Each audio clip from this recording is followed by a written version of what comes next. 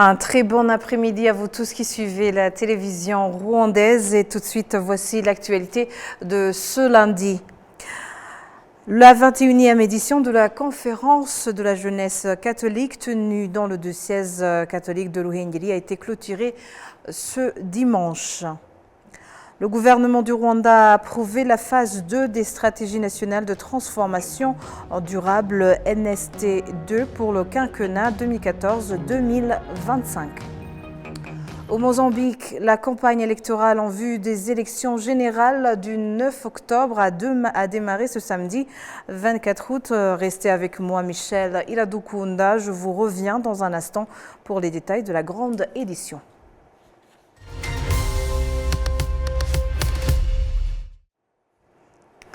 Bienvenue à cette grande édition, la 21e édition de la conférence de la jeunesse catholique tenue dans le diocèse catholique de Ruhengeri a été clôturée ce dimanche. Les jeunes ont été invités à se désolidariser des enseignements hérétiques, mais œuvrer plutôt à devenir un catalyseur du changement meilleur. Les détails avec Kassim Youssouf. Cette conférence de la jeunesse catholique a rassemblé plus de 4000 jeunes venus de tous les diocèses catholiques du Rwanda et leurs collègues en provenance de la République démocratique du Congo.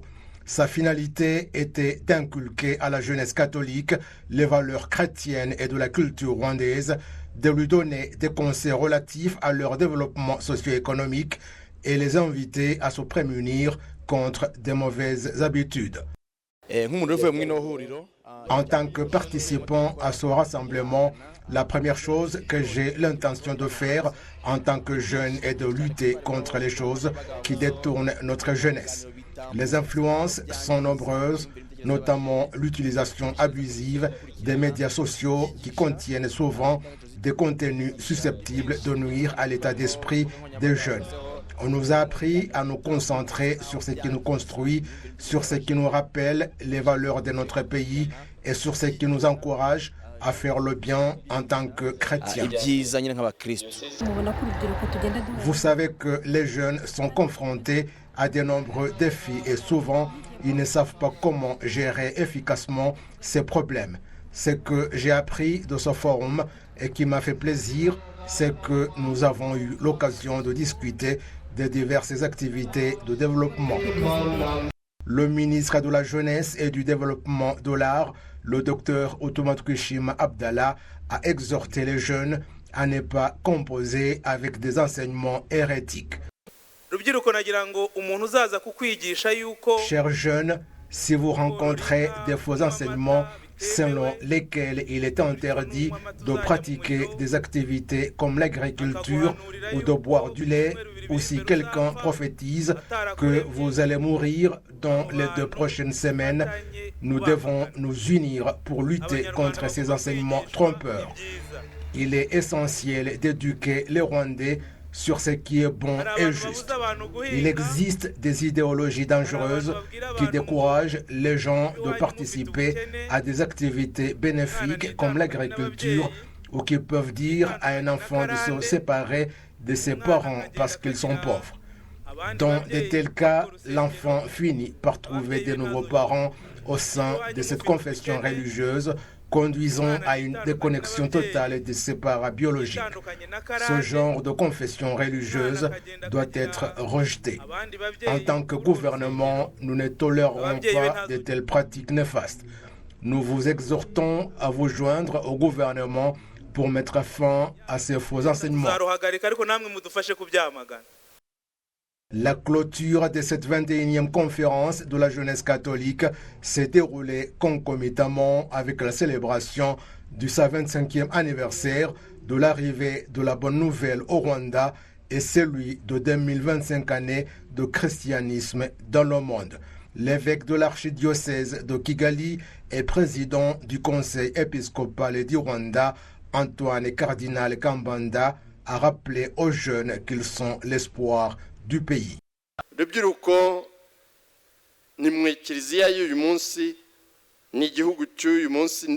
Chers jeunes, vous n'êtes pas seulement l'Église et le pays d'aujourd'hui, mais aussi l'Église et le pays de demain. En tant que majorité de notre population, vous assumerez bientôt des responsabilités importantes tant au sein de l'Église que de la nation. Soyez donc vigilants, ayez un esprit saint et faites ce qui plaît à Dieu.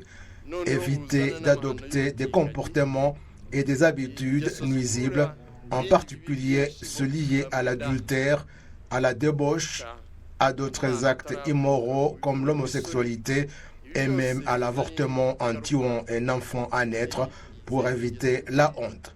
Ce sont là les conséquences de ces habitudes et la consommation de drogue et plus encore, ne gâchez pas votre jeunesse.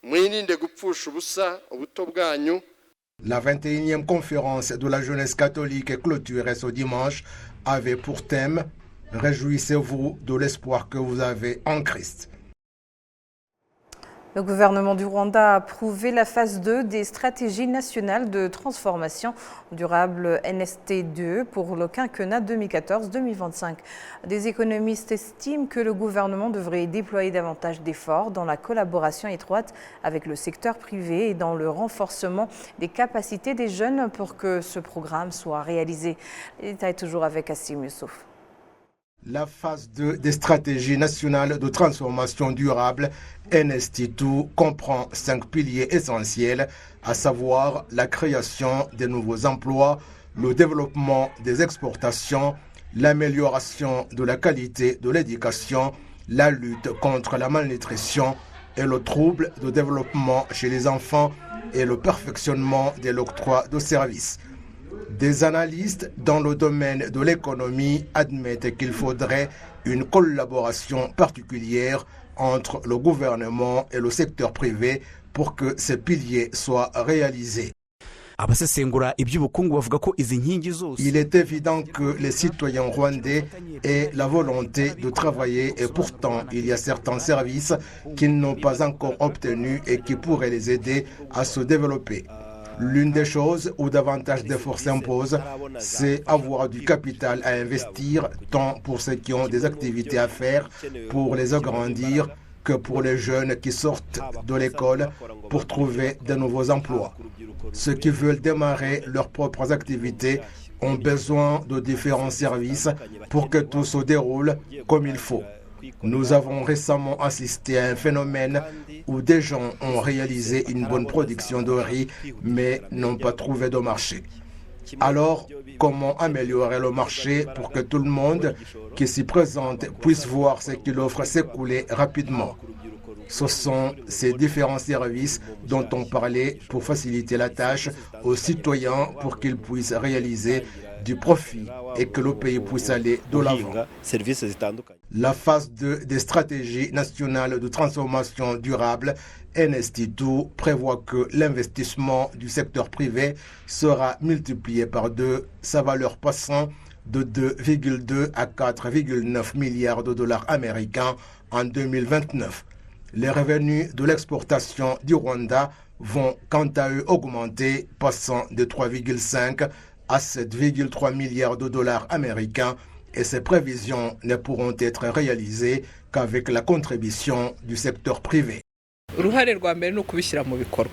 Le premier rôle est de mettre cela en œuvre parce que ça profite aux citoyens en tant qu'acteurs et aussi à l'entrepreneur parce que lorsqu'on a des gens qui vous aident dans la mise en œuvre et qui sont bien préparés et ont la même compréhension que vous pour le développement, qui veulent aussi travailler et obtenir des bénéfices, vous pouvez travailler ensemble sans aucune hésitation.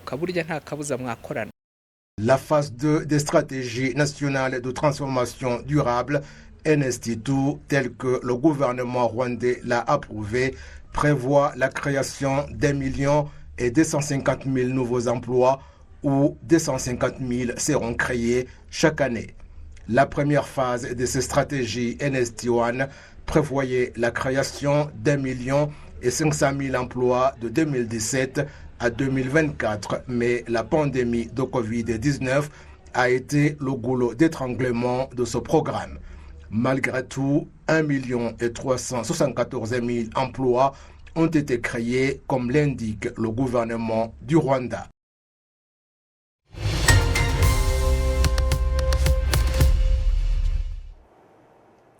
Le Rwanda grandit pour être comme un acteur important dans le développement du sport en Afrique.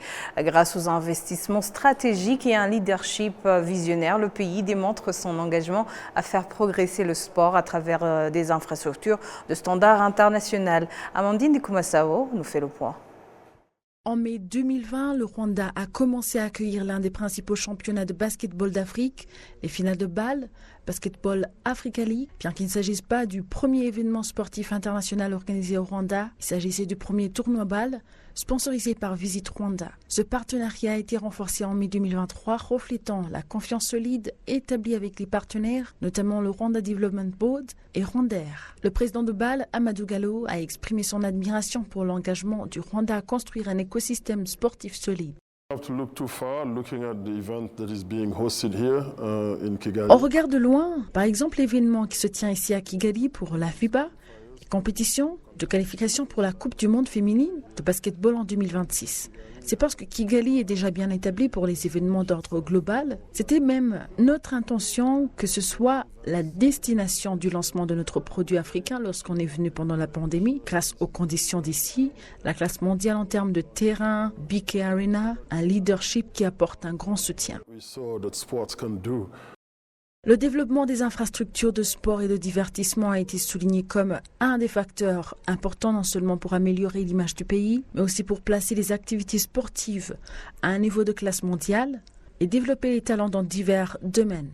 Le président Paul Kagame l'a souligné lors de l'ouverture officielle du stade Amahoro récemment rénové, qui a désormais la capacité d'accueillir plus de 45 000 spectateurs, alors qu'à la base il accueillait seulement 25 000 spectateurs. Son Excellence Paul Kagame avait dit qu'en effet, ceci permettrait la détection d'encore plus de meilleurs talents, au lieu de les exporter toujours, et que les gens seraient libres de choisir où ils souhaitent aller, mais tout en ayant une option de considérer que chez eux c'est possible, qu'il y ait le développement de ce qu'ils souhaitent faire. Cela devrait également façonner l'avenir de l'industrie du sport dans les grandes compétitions qui suivront. La collaboration étroite avec les partenaires. Le nouveau ministre du Sport, Richard Nilishema, a souligné qu'une collaboration étroite avec les partenaires serait essentielle pour atteindre ces objectifs. Au cours de 30 dernières années, le Rwanda a fait des progrès significatifs en matière de renforcement de la résilience et en se concentrant sur divers secteurs, notamment les infrastructures, plus particulièrement celles de sport.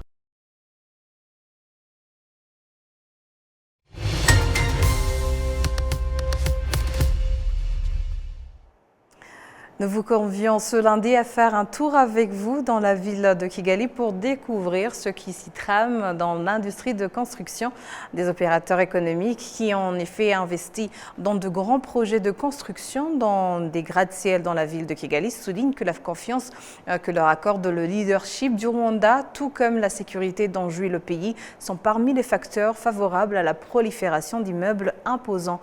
Ceux qui opèrent dans le secteur commercial affirment quant à eux que le développement du secteur de construction leur permet de mettre au marché beaucoup de matériaux irrelatifs. Kassim Youssouf pour les détails. Un petit tour dans différents quartiers de la ville de Kigali permet de voir beaucoup d'édifices à plusieurs niveaux sortir de la terre, dont la plupart sont destinés à toutes sortes d'activités commerciales.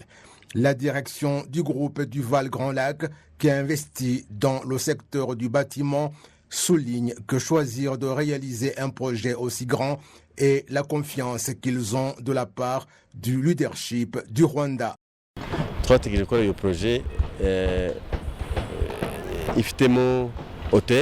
Nous avons pensé à ce projet comprenant un hôtel de 95 chambres, un espace où sera érigé un immeuble polyvalent de 2 étages avec des échoppes au niveau inférieur et des restaurants, des salles de loisirs pour enfants au niveau supérieur. Ce projet est évalué à plus de 70 millions de dollars américains. Nous remercions les dirigeants du pays pour la confiance qu'ils nous ont accordée en nous donnant un terrain pour que nous puissions l'exploiter utilement. Inzovumal est actuellement l'un des projets de construction les plus importants dans la ville de Kigali. De plus, à Remera, près du stade Amahoro, on y trouve la construction des bâtiments du complexe sportif Zaria Cote. En plein centre-ville, à proximité de l'immeuble abritant les bureaux de la ville de Kigali, 2 tours jumelles d'Equity Bank de 25 niveaux sont en train de sortir de la terre. Au boulevard du Plateau, toujours dans la ville de Kigali, de nombreux immeubles s'imposent déjà dans les airs et n'attendent que l'inauguration pour être opérationnels, et leur présence a apporté plus de charme par rapport à ce qu'était ce quartier antérieurement. La ville de Kigali est convaincue que l'augmentation du nombre d'immeubles imposants dans cette ville n'est pas seulement un changement dans son apparence, mais signifie aussi que le secteur privé et les investisseurs sont satisfaits du Rwanda.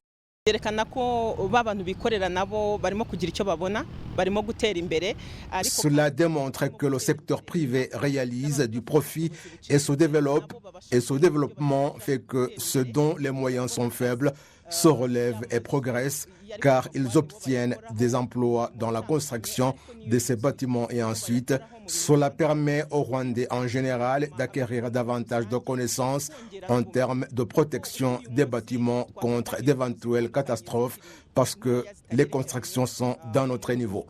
L'on aura donc besoin des agents de nettoyage qualifiés, des ingénieurs pour diverses réparations et autres techniciens pour la maintenance des équipements installés dans ces bâtiments.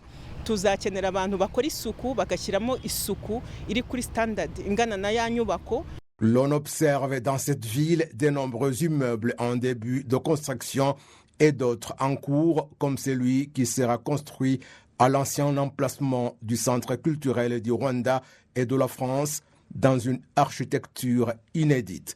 L'expansion de la ville de Kigali, la rénovation de ces bâtiments et son embellissement sont pour le secteur privé une opportunité pour augmenter la quantité de ce dont l'industrie du bâtiment a besoin, d'autant plus que la plupart d'entre eux ne sont pas importés.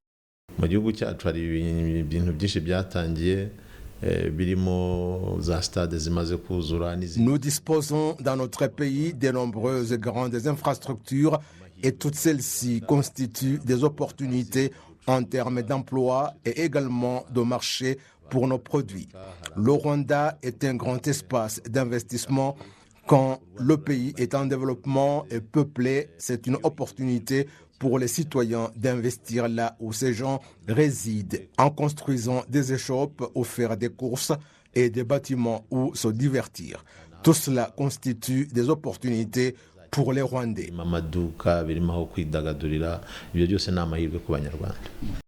Le Rwanda, selon différents rapports, se classe souvent au premier rang en Afrique en ce qui concerne la facilitation des investissements, et le fait que sa sécurité soit stable est un autre facteur important qui fait que les gens se pressent d'y investir. Du Rwanda, les habitants des zones urbaines et du milieu rural où les routes ont été bitumées admettent qu'elles servent de détonateur au développement parce qu'elles facilitent les déplacements et l'acheminement de la production agricole au marché. Kassim Youssouf. Dans le secteur de Bigogwe, district de Nyabihu, au quartier dénommé Arusha, des agriculteurs procèdent au chargement de la production agricole dans des camions. Il vient de pleuvoir, mais ils ne se soucient de rien parce qu'il n'y a pas longtemps que leur route a été goudronnée. On se servait des moyens de déplacement archaïques qui parfois ne parvenaient pas à supporter le poids des marchandises transportées, mais comme nous avons cette route, les produits agricoles à vendre peuvent rester ici même pendant une semaine, et d'autres, on les portait pendant plus de 2 heures, certains pour Kigali et d'autres pour Muhanga. Lorsqu'il pleuvait, les véhicules n'arrivaient pas ici et nos produits se vendaient à des prix dérisoires. Maintenant, les véhicules sont disponibles et les prix sont intéressants. Cette route fait partie des 94 km d'autres qui bordent la réserve de Gishwati et facilite la tâche aux agri-éleveurs de cette région. À cause de la boue, il arrivait que les véhicules ne puissent pas monter jusqu'ici car la route n'était pas praticable. ce qui a obligé les producteurs de lait à transporter leur production loin des fermes. Et vous voyez maintenant qu'on ne fait que descendre depuis la ferme jusqu'à la route où on peut à tout moment faire venir un véhicule. La route qui borde le lac Kivu Belt est longue de 265,7 km et parmi celles qui ont fait le bonheur de ceux qui font des déplacements dans les districts de la province de l'Ouest. Cette route part de Rusizi jusqu'à Rubavu. Avant, avec un véhicule, l'on passait 2 jours sur la route et parfois on n'y arrivait pas à cause de l'état impraticable des routes. Maintenant, il nous suffit juste quelques heures. Il y a à Rutsiro une place où des hôtels ont été construits et des touristes aiment y aller. Et c'est la même chose à Karongi et à Rusizi. Il y a ma sœur qui s'était mariée à Gisenyi, mais je ne m'étais jamais rendu là-bas parce que j'étais petit. Lorsqu'elle venait nous rendre visite, elle nous disait avoir parfois passé 2 ou 3 jours. Vous comprenez que c'était un problème parce que la route n'était pas praticable. Maintenant, j'y vais et je fais 2 heures de route et je rentre. Et si vous le souhaitez, vous effectuez le déplacement dans l'autre sens. Il y a actuellement de l'éclairage public dans la forêt des Nyungwe, ce qui facilite à ceux qui font le commerce de travailler 24 sur 24 heures sans problème. L'on compte sur toute l'étendue du territoire national 1600 km de routes goudronnées et 3700 routes secondaires en latérite. Lors du 19e dialogue national au Musikirano, le Premier ministre, le Dr Ngirente Edouard, a présenté l'état de lieu des routes essentielles construites cette année. Il y a ces routes essentielles et les Rwandais les connaissent bien parce qu'elles ont permis le désenclavement et facilité les échanges, notamment la route Basse-Rukomo-Nyagatare, Kagitumba-Kayonza-Rusumo, Ngoma-Bugesera-Nyanza, Huye-Kibeho et la route Pindura-Bweyeye. Les routes secondaires interdistricts et entre différents secteurs du pays ont changé beaucoup de choses dans le domaine des échanges. Dans la ville de Kigali en particulier, 237 routes en bitume ont été construites et ont apporté davantage de charme au quartier. Il sera facile de se rendre en ville et de pouvoir entrer parce qu'il n'y aura pas beaucoup d'embouteillages.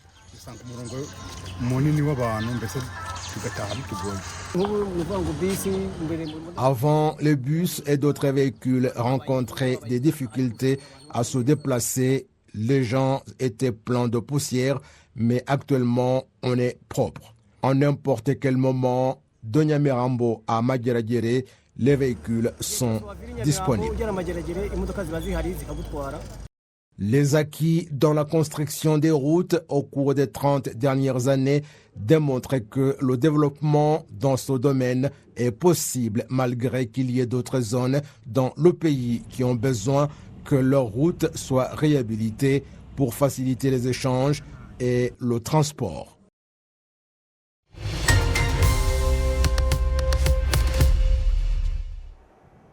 Au Mozambique, la campagne électorale en vue des élections générales du 9 octobre a démarré ce samedi. Voici les détails. Au Mozambique, la campagne électorale en vue des élections générales du 9 octobre a démarré ce samedi 24 août. Le Frélimo, au pouvoir depuis l'indépendance du pays en 1975, se prépare à une nouvelle confrontation avec la Renamo, principal parti d'opposition né d'une ancienne rébellion anticommuniste. Philippe Nyusi, le président sortant, ne brigue pas de nouveau mandat, laissant la place à Daniel Chapo pour représenter le Frélimo. Ossufo Momadé conduira la Renamo. Une troisième force politique pourrait venir perturber les pronostics. Venancio Mondlane, avec son programme anticorruption, pourrait surprendre les électeurs. Les débats seront largement centrés sur les inégalités sociales et le conflit dans la région de Cabo Delgado. Concernant la crise au Cabo Delgado, le Frélimo a toujours refusé d'engager les négociations avec les factions djihadistes, alors que l'opposition prône le dialogue et met l'accent sur l'importance d'aborder les racines sociales de ce conflit.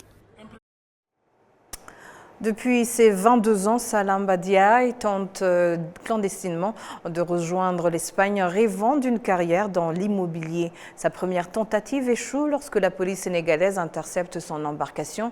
Un an plus tard, elle part de nouveau, mais une tempête force son bateau à accoster au Maroc, d'où elle est renvoyée au Sénégal. Aujourd'hui, âgée de 28 ans, elle est résolue à essayer encore. S'il y avait un bateau pour l'Espagne, je partirais sans hésiter. Suivez.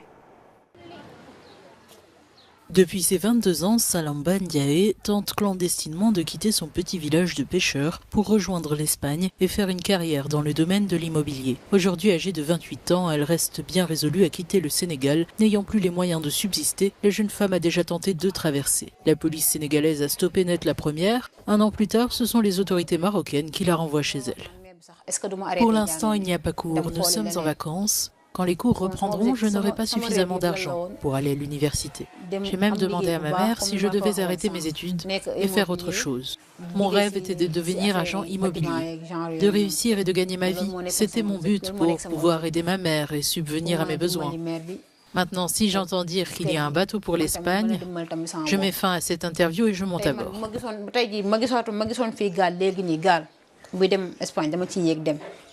Malgré les dangers, le désespoir pousse les candidats à l'exil. La surpêche exacerbée par les accords entre le Sénégal, l'Union européenne et la Chine a décimé les ressources halieutiques, privant de nombreux pêcheurs comme Cheikh Gueye de leur subsistance. Même en restant ici, nous sommes en danger.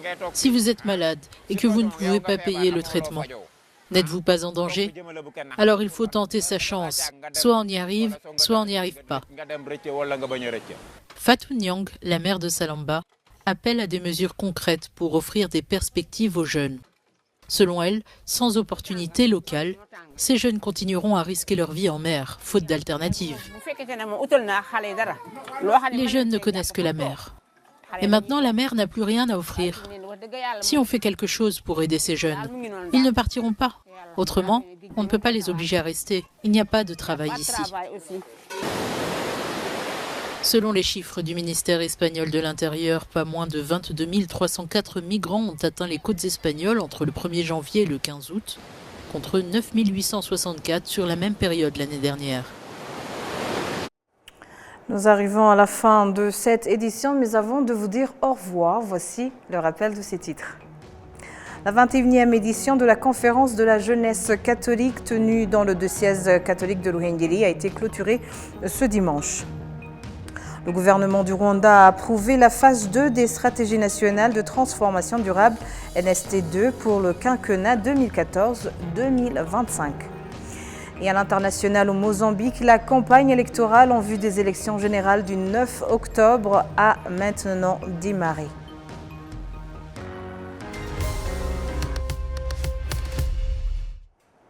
Et voilà, c'est tout pour l'instant. Merci au nom de toute l'équipe qui a contribué à sa réalisation. Merci d'avoir été avec nous pour bonne poursuite des programmes de la télévision rwandaise. Vous étiez avec moi-même, Michel Iladukunda.